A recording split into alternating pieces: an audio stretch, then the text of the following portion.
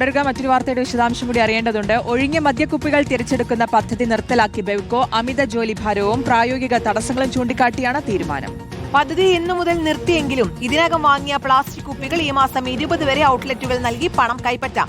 Plastic നിർമ്മാർജ്ജനത്തിന്റെ ഭാഗമായി 2025 സെപ്റ്റംബറിൽ തിരുവനന്തപുരം, കണ്ണൂർ ജില്ലകളിൽ ആരംഭിച്ച പരീക്ഷണ പദ്ധതിക്കെതിരെ ജീവനക്കാരടക്കം രംഗത്തെത്തിയിരുന്നു. ഗോപാൽ ശീലാസനിലുണ്ട് വിശദാംശങ്ങളുമായി. ഗോപാൽ, ഈ പദ്ധതി നടത്തിപ്പിൽ ചില പ്രതിസന്ധികളൊക്കെ ഉണ്ടായിരുന്നു. അതിൽ ജീവനക്കാരടക്കം രംഗത്ത് വന്ന സാഹചര്യത്തിലാണോ ഇപ്പോൾ ഈ പദ്ധതി നിർത്തലാക്കുന്നത്?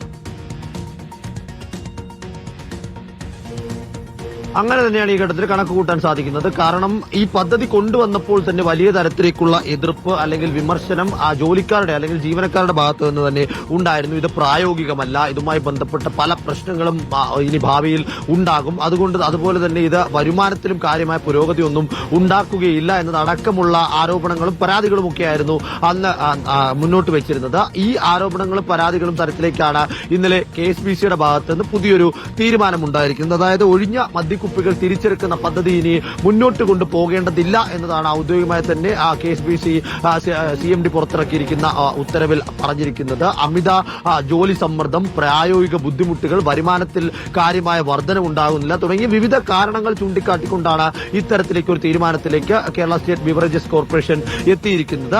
ഇപ്പോൾ ഇങ്ങനെ ഒരു തീരുമാനം എടുത്തു എങ്കിലും ഉടൻ തന്നെ ഈ പദ്ധതി അവസാനിപ്പിക്കുന്നില്ല. ഈ മാസം 20 വരെ ഔട്ട്ലെറ്റുകളിൽ ഇതിനോടകം വാങ്ങിയ കുപ്പികൾ ബിവറേജ് കോർപ്പറേഷൻ തിരിച്ചെടുക്കും. എന്നാൽ 20-ാം തീയതിക്ക് ശേഷം അത്തരത്തിലേക്കൊരു സംവിധാനം ഉണ്ടായിരിക്കുകയില്ല. പകരം മുൻപ് എങ്ങനെയാണോ ബിവറേജസ് കോർപ്പറേഷൻ വഴി ഈ മദ്യം വിതരണം നടന്നിരുന്നത് അതുപോലെ തന്നെയായിരിക്കും ഇനിയുള്ള ദിവസങ്ങളിൽ 20-ാം തീയതിക്ക് ശേഷം, ഓഗസ്റ്റ് മാസം 20-ാം തീയതിക്ക് ശേഷം ഉണ്ടാവുക എന്നതാണ് ഔദ്യോഗികമായി ഇപ്പോൾ അറിയിച്ചിരിക്കുന്നത്.